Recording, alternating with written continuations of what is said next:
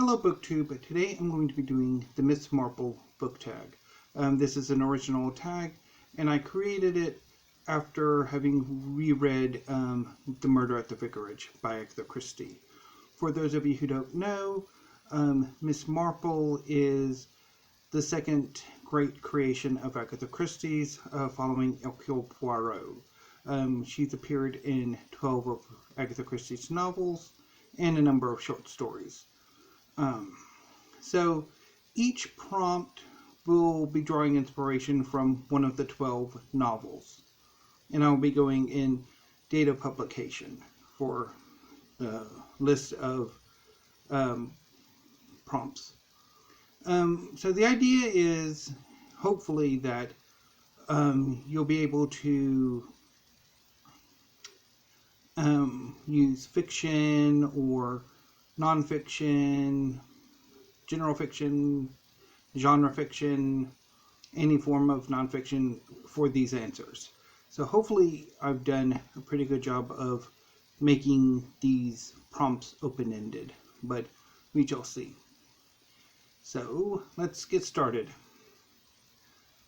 The Murder at the Vicarage, the first Miss Marple novel, and one of the three primarily set or mostly set in St. Mary Mead. A book about or set in a small town or village. So for this prompt, I'm going to go with Lie With Me by Philippe Besson. The first part of this very short novel or novella is set in the very small French village of Beauzou, where Philippe Besson grew up. It's a work of autofiction, and it tells the tale of Philippe's high school relationship with another young man, and of how this young man never quite escaped the village, and how the village is sort of smothering. There's this concept of you will leave and I will stay, and leaving is equated with success while staying is claustrophobic. It's entrapping, and I quite enjoyed that. The Body in the Library. So in this one, one day Colonel Bantry finds a dead woman in his library. A book about or with a pivotal scene set in a library. So for this one, I'm going with The Gutter Prayer by Gareth Hanrahan. While most of the story is about Caroline Thay and her friends trying to stop way too many conspiracies, more conspiracies than you can shake a stick at. Caroline's cousin Elodora spends an all-nighter at the University Library of Guerdon to try to figure out what's going on. And if I remember correctly, it's been some time since I've read it, but I think Elodora's time in the library proves incredibly crucial to stopping at least some of these conspiracies. The Moving Finger, in which Miss Marple goes to visit some friends and stumbles upon a murder that quickly turns into several murders. A book in which the protagonist is trolled, harassed, subject to a rumor campaign, or falsely accused. Obviously, the conceit of the book is there's a poison pen letter writer sending scurrilous attacks throughout the village where this novel takes place. And for this prompt, I'm going with Lost Gods by Micah Yongo. So in this one, Nathan is a young member of this order of assassins who are dedicated to protecting the kingdom. And during their first assignment after their graduation, Nathan discovers that one of his friends has been murdered, presumably by his other friend, the only girl amongst the graduating group, and he goes out in pursuit of her. Meanwhile, the rest of the organization believes that both Nathan and the friend, I'm blanking on her name, are the ones responsible not only for this one death, but for the assassinations of several of the members of this order. And so, I believe definitely appropriate. A murder is announced, in which a murder dinner party turns to the real thing, and several more follow. A book in which there is a sympathetic depiction of a Marxist, or Marxist equivalent, if you're going with fantasy. So in this novel, there's this character, Edmund Swettenham, who is a Marxist, a socialist, and he's initially rather unpleasant. But as the novel progresses, he becomes more and more sympathetic, until he is rather crucial to the wrapping up of the mystery. And for this prompt, I'm going with Insurgent Empire, Anti-Colonial Resistance, and British Descent by Priyamvada Gopal. So one of the things about the anti-colonial struggle and anti-imperial struggle is the role that Marxism played, particularly Marxism-Leninism, and how the thought of Lenin and Marx influenced not only the opposition within, say, Britain against imperialism, but also provided the framework for anti-colonial resistance within the colonies. And a lot of the Marxists are depicted quite sympathetically, obviously. They do it with mirrors. So in this one, Miss Marple is asked by a friend to watch over this friend's sister, who's married a philanthropist and has turned her home into a sort of reformatory school. And as one would expect, murder is quick to follow. Several, in fact. A book in which performance plays a major role. So for this one, I'm going with Hamlet. So obviously, the pivotal scene in Hamlet is where Hamlet has orchestrated this drama that will depict or reenact the murder of old King Hamlet by his brother Claudius. And Claudius's reaction to this drama convicts him. That it shows his guilt, that Claudius did, in fact, murder his older brother and usurp his throne. Pocket Full of Rye. So the thing about this novel is this is one of the ones, several novels by Agatha Christie in which she draws her inspiration from a nursery rhyme. In this case, Sing a Song of Sixpence, a pocket full of rye, 4 and 20 blackbirds baked in a pie. When the pie was opened, the birds began to sing. Wasn't that a dainty dish set before the king?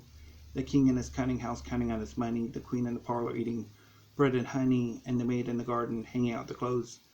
And then came a little blackbird and nipped off her nose. And obviously the murder follows that pattern. And so for this prompt, a book based upon or inspired by a nursery rhyme, a fairy tale, myth, or other work of fiction. And for this one, I'm going with The Refrigerator Monologues by Catherine M. Valente. This short collection of short stories is inspired by American comic books.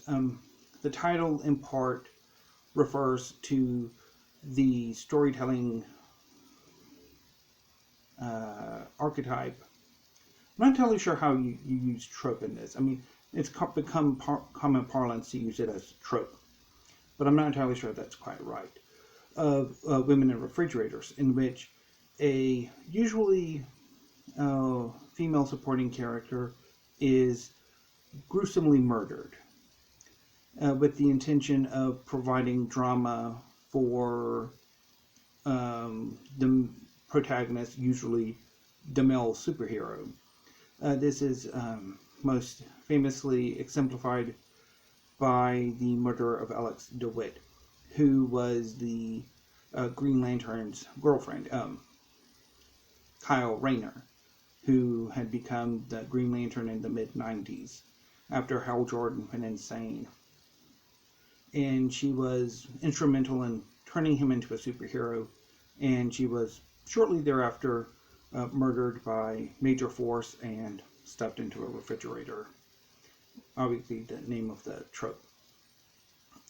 So in this collection of short stories, Valente draws upon Alex DeWitt, as well as Gwen Stacy, Jean Grey, Mira, Harley Quinn, and several others to sort of riff on, to sort of tell the tales of these women who come into contact with superheroes and are gruesomely murdered or otherwise disposed of, or treated badly.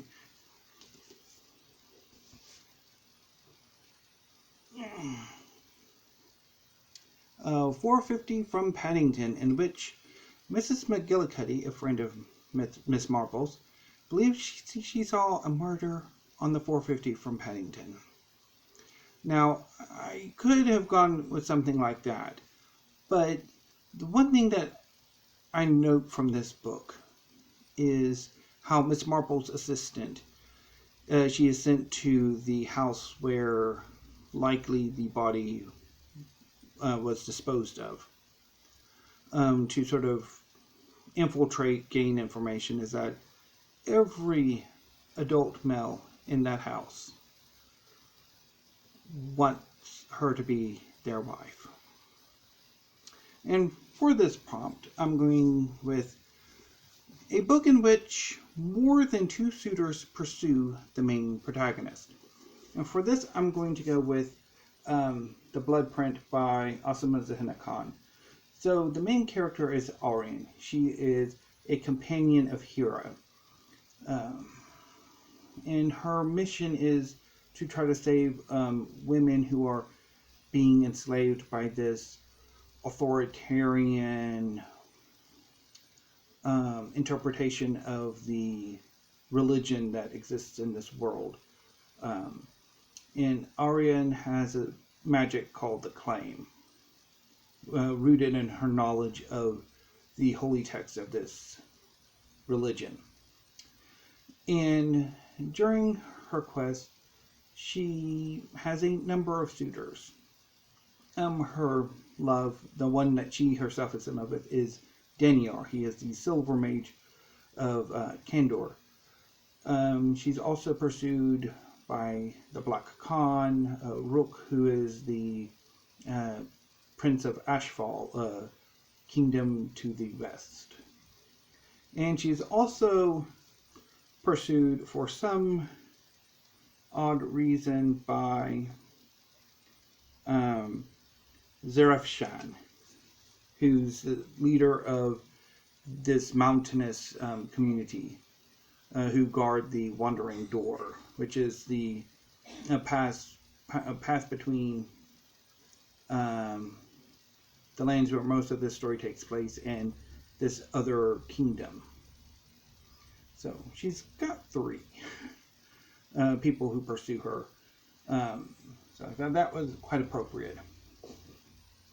Next is The Mirror Cracked from Side to Side So this novel returns us to St. Mary Mead, where Gossington Hall, where we first saw it in the Body in the Library, has since passed through several owners and is now owned by the glamorous movie star Marina Gregg, who basically tries to make herself known in the village. She tries to make a good impression, be active, and so everybody comes to see the new Gossington Hall, and a death happens, followed by several more. And the thing about this novel is that this shows St. Mary Mead changing. That it's not the quaint little village that we first saw in the Body and the Murder at the Vicarage or the Body in the Library. There's new developments. A lot of the farmland surrounding the village are now new developments. And so for this one, the prompt is a book about a book about a changing world. So for this one, I'm going with Post Wall, Post Square by Christina Spohr. This is a history of the end of the Cold War and the collapse of communism, starting with the meeting between George H.W. Bush and Mikhail Gorbachev at the end of Reagan's administration, and moving on through to the dissolution of the Soviet Union and Boris Yeltsin's desire to be part of the West, and how between those two moments the world changed forever. The sort of crushing of the student protests in Tiananmen Square, as well as the successful peaceful revolutions in Poland and East Germany and Hungary and Czechoslovakia and Romania. Magnificent book. Next is A Caribbean Mystery. So in this one, Miss Marple's been feeling under the weather, so her nephew has paid for her to spend a vacation on a Caribbean island, where, as her luck would have it, murder follows. So for this one, a book about or set in the Caribbean. So for this one, I'm going with Omarosa by Derek Wolcott. It's a poetic novel set in Derek Wolcott's native St. Lucia, and it features multiple narratives. Not only a sort of retelling of the Trojan War, the conflict between Achille and Hector, also the story of Philoctete, and also some of the history of St. Lucia, including, I want to say, Wolcott's own family history, I think. It's been ages since I've read it, but I think definitely Omarosa really works well for this prompt. At Bertram's Hotel, in which Miss Marple comes to London to try to capture the past, or this hotel that she remembers so fondly, and something's just not quite right about it. And yeah, there's some murders too. A book about artifice. So for this one, I'm going with The Art of Language Invention by David J. Peterson. This is a book about how to invent your own languages, as well as, I think, a bit of the history of the conlang movement. Next is Nemesis, the last written Miss Marple novel, although there's one coming up that was written in the 40s. So in Nemesis, Miss Marple is given an inheritance. A man, very wealthy man she met in a Caribbean mystery, has died and left her an inheritance. During their encounter in the Caribbean, he was marveled by her innate detective abilities, and so he sets her a task. In order to gain her inheritance, she must solve this mystery from decades ago. She's given very little clues, except for being booked on a tour of great country gardens. So for this prompt, I'm going with a book featuring a quest. And for this one, I'm going with Hidden Sun by Jane Finn. So in this novel, Rhea Harlan is leaving her home country, Shin, to try to find her brother, who has fled Shin after perhaps committing a crime, a vile crime. And she wants to find out if he did it. And if he did, she wants to bring him to justice. So she determines that she is going to accompany the men the ruler of Shin sends out to bring him back. And when she finds him, obviously there's the return quest, which gets as much attention, obviously, as the journey to find her brother. And finally, Sleeping Murder. The last Miss Marple novel, although it was written in the 1940s during World War II, Sleeping Murder, as well as Curtain, the last Poirot novel, were basically locked in a bank vault until her death. And they were both published posthumously. I think that's what happened. So for this one, a book in which the past haunts the present. So in Sleeping Murder, a young couple are moving to England and they find this magnificent house. And it soon becomes apparent that for the young wife, the house isn't new, that it is quite familiar. It was the house in which she spent her early years in. And for this one, I'm going with The Unspoken Name by A.K. Larkwood. In this novel, one of the characters, see, I'm blanking on his name.